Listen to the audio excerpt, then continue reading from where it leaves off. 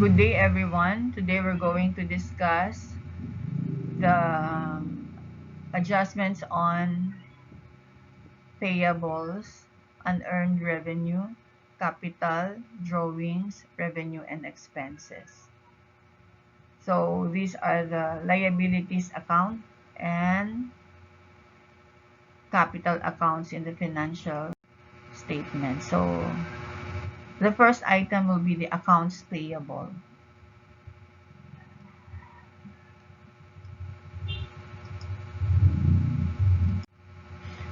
What is the meaning of accrued in accounting? When should expenses and revenues be recorded in the books of records?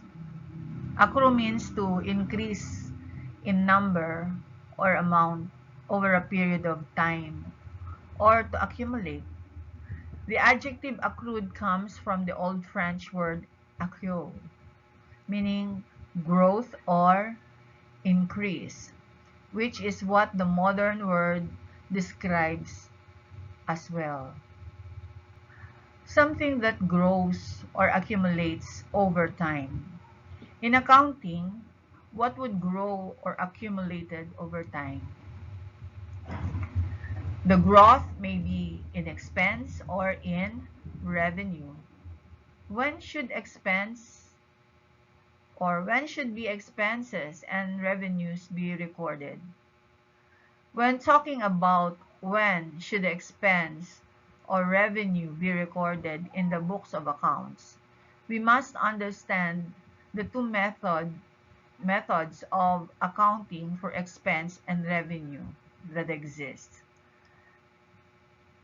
The cash basis accounting and the accrual basis of accounting.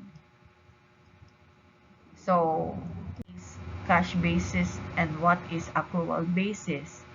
Under the cash basis accounting, revenues are recognized when cash is received, and expenses are recognized when cash is paid, regardless of when the services were performed or goods were delivered. Everything is based on cash. Expense and revenue are based on when cash was received or paid out.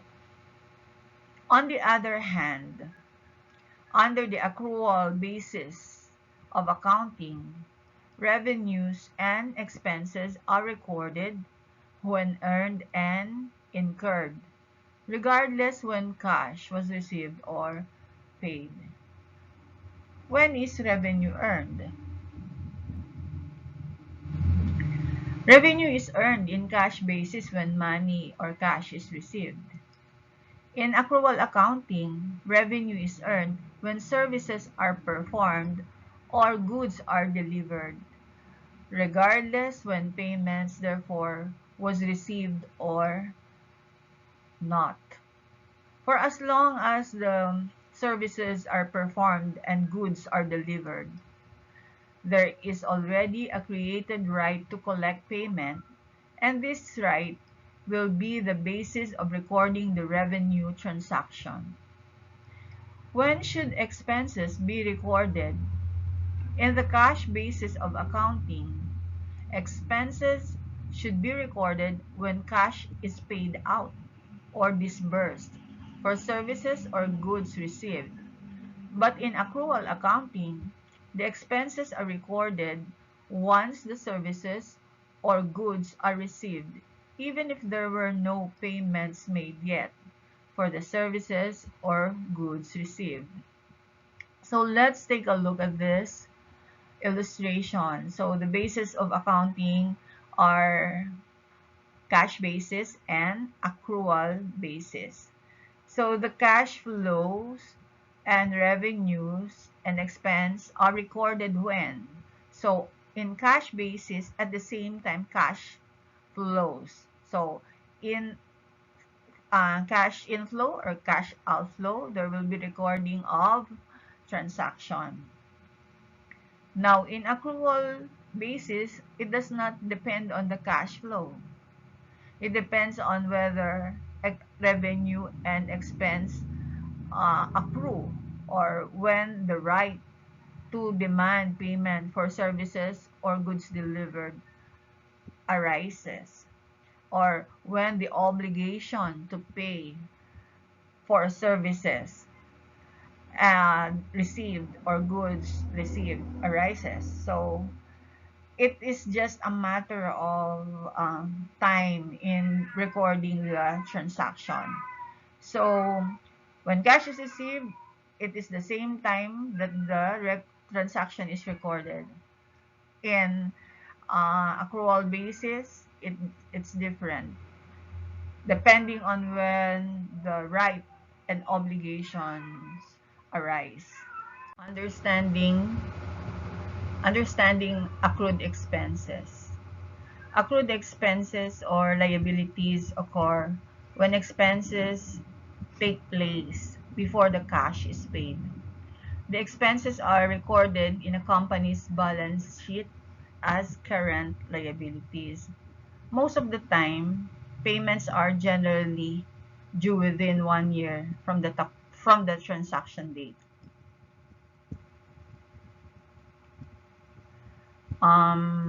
Some typical cases of accrued expenses include goods and services that have been consumed but bills have not yet been received. The utility is consumed in 1 month and the bill is received in the succeeding month. Salaries which are not paid to the employees until the end of the payment period. So at the end of each recording period, a company should properly estimate the amount of each of its accrued expenses and then record it as expense account with corresponding payable account. So when you record the accrued expense, you debit the expense account and then you credit the payable account. This is the format for the journal entry for accrued expense. Debit accrued expense and credit accounts payable. Let's take this illustration. Terimacore consumes 5,000 electricity in February 20. The expense for the electricity consumed remains unpaid on the balance sheet date, February 28. The company then receives its bill for the utility consumption on March 5 and makes the payment on March 25. So let's take a look at this illustration. So the consumption is from February 1 to 28. But the electric bill was received March 5. And then it was paid March 25. So when will the recording be? So at the end of the month of February, there should be estimated consumption of electricity. So the Terimacore should accrue or record estimated electricity consumption. Now, to do this, it has to make an adjustment, debiting accrued expense and crediting utilities payable. So, when it receives the electric bill on March 5, it will be reconciled with the entries entered in February. So if it has the same amount of expense, then there would be no problem. But what if the electric bill is more than what has been estimated in February? So there should be an adjustment on the expense for the month of February. So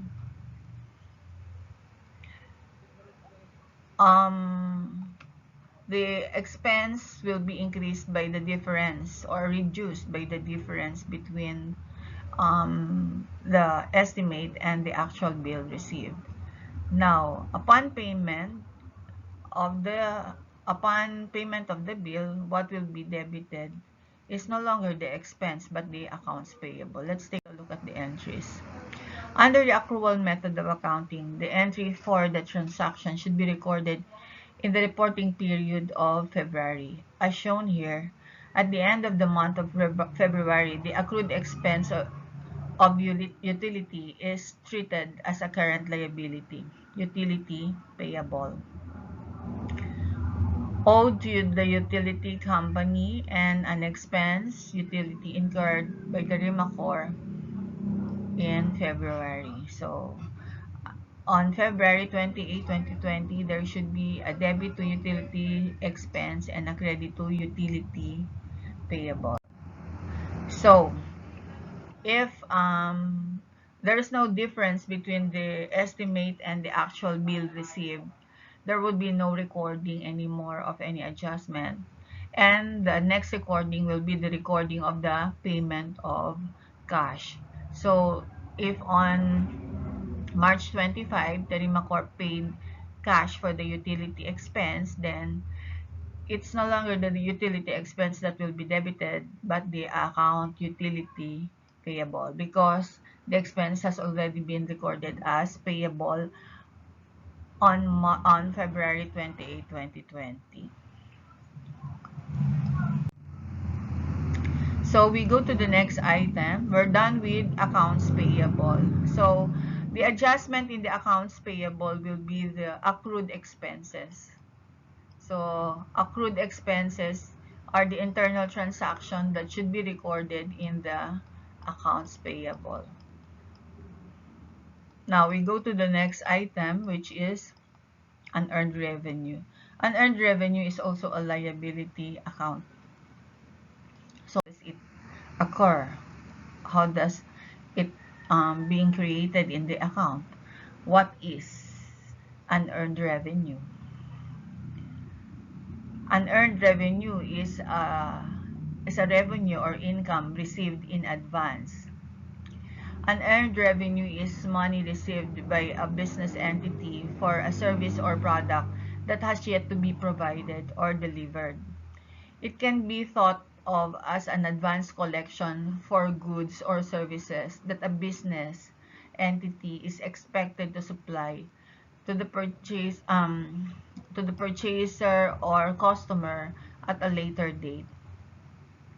This advance collection creates a liability on the part of the provider of services or seller of goods.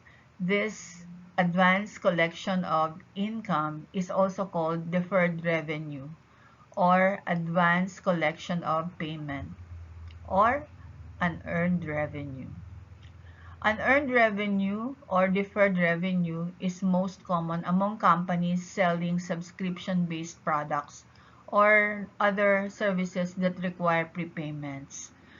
Ang classic example include rent income collected in advance, advance collection of insurance premiums, advance collection of legal retainers, airline tickets, advance collection for newspaper subscriptions and annual fees for the use of software. Advance collection, unearned revenue, is actually a prepayment, which is an asset from the point of view of the buyer and a liability from the point of view of a seller.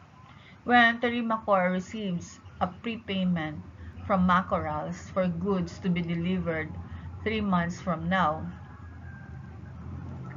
the amount received by Terimacore from Macorals will be treated as unearned revenue in the books of Terimacore, and prepaid expense, an asset account, in the books of Macorals. So it is the same. It is advance payment when it is the seller who's recording the advance payment, that is a liability.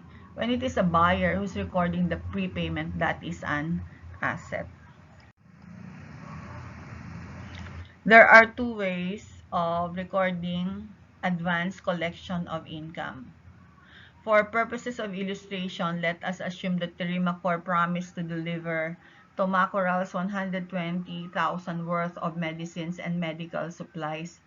As soon as Terimakor receives her shipment from her supplier, Macorals paid Terimakor 120,000 in February for the goods promised to be delivered.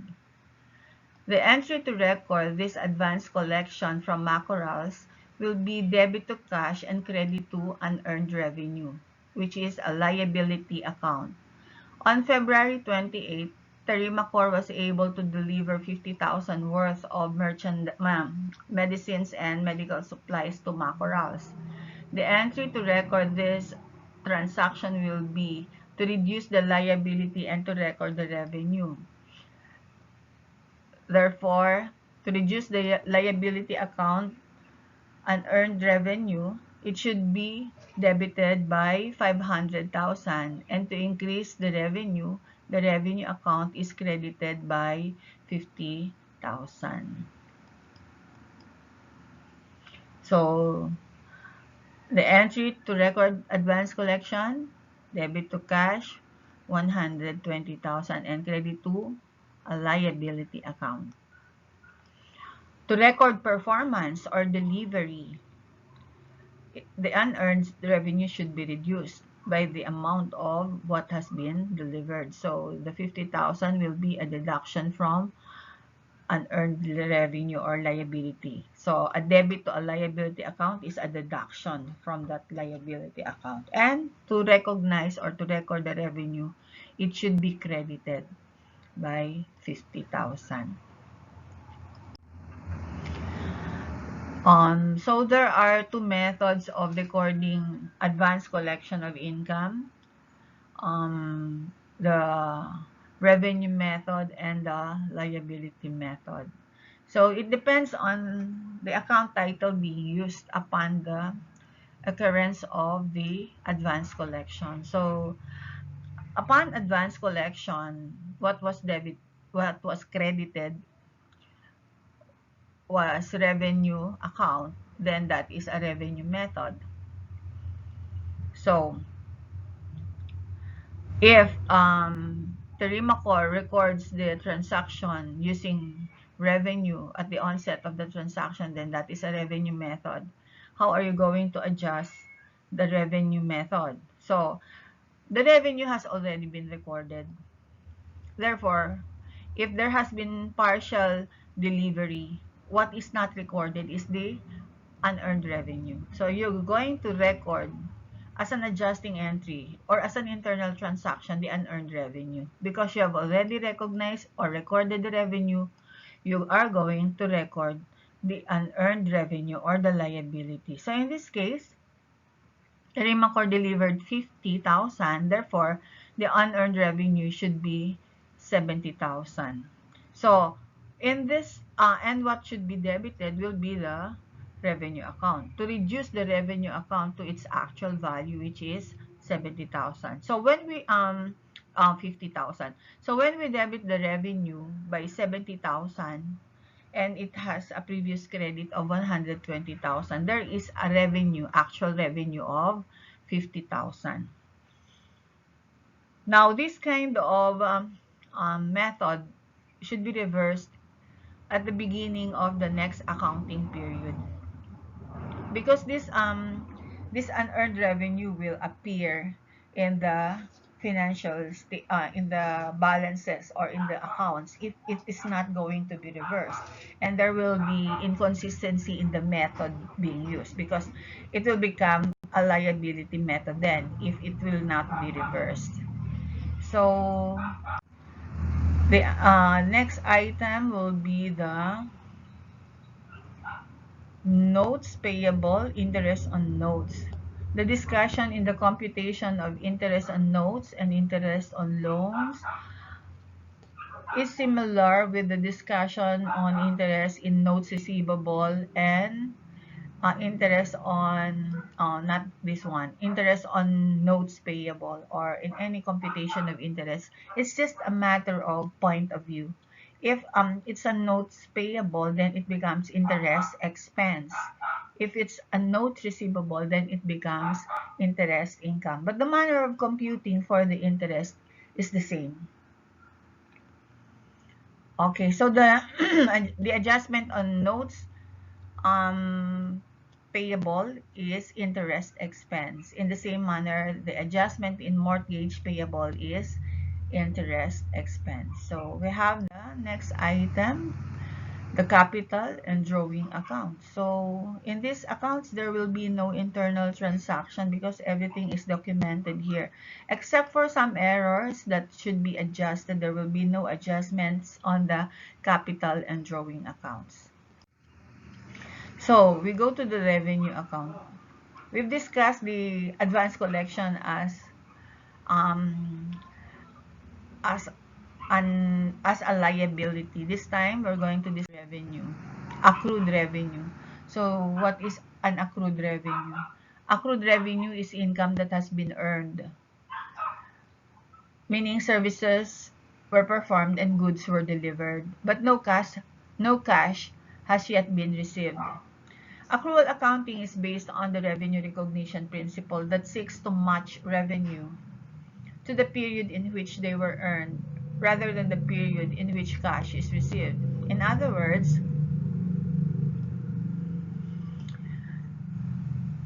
just because money has not yet been received does not mean that revenue has not yet been earned.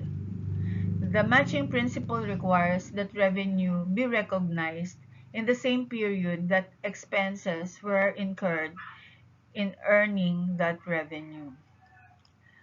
Also referred to as accrued income, accrued revenue is often used in the service industry or cases in which customers are charged an hourly rate for work that has been completed but will be billed in a future accounting period. Accrued income is listed in the asset section of the balance sheet because it represents a future benefit to the business in the form of a future cash collection. Income to which the business is entitled to, but the amount of cash has not yet been received, therefore.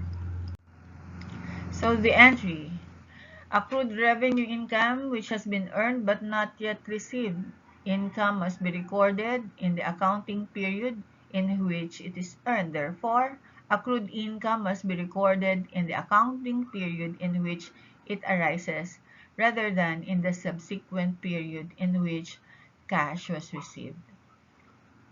So, this is the account to be used, or the format for the um, recording of internal transaction on accrued revenue. So you debit the receivable account and credit the revenue account. Let's take an illustration here.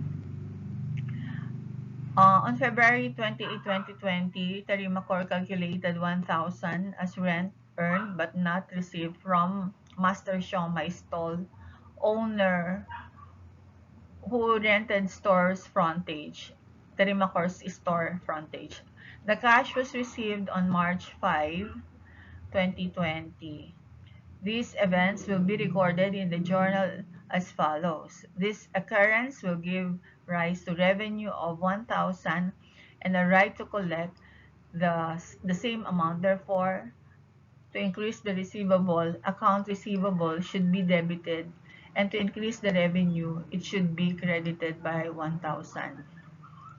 So, this is the transaction from on February 28 when income accrued. Now, on March 5, when the amount due was collected, it will no longer be recorded as income because the income has already been recorded in the books on February 28.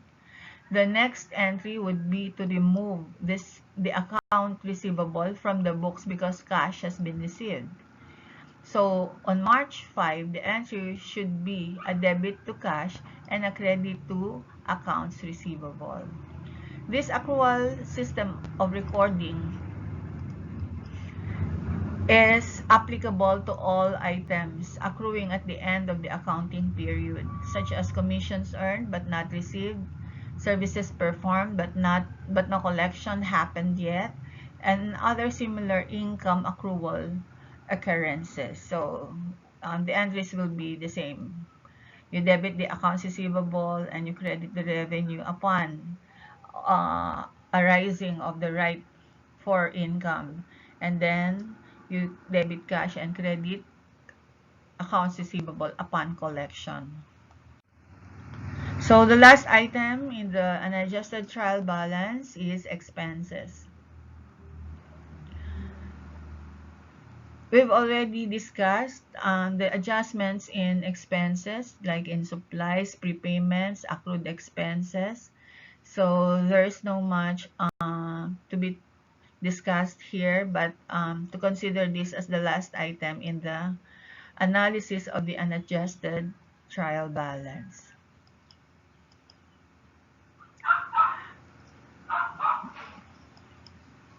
Now, the next step after analyzing all these items in the trial balance, the next step will be to prepare the adjusting entries. But before we are going to prepare the adjusting entries, we are going to learn how to use the worksheet, and we'll discuss that on later videos. This ends our topic for this presentation, and if you are learning from this, please don't forget to like, share, and hit the subscribe button for the latest updates on this channel. Thank you, and I hope that you will continue to watch more of my videos. God bless.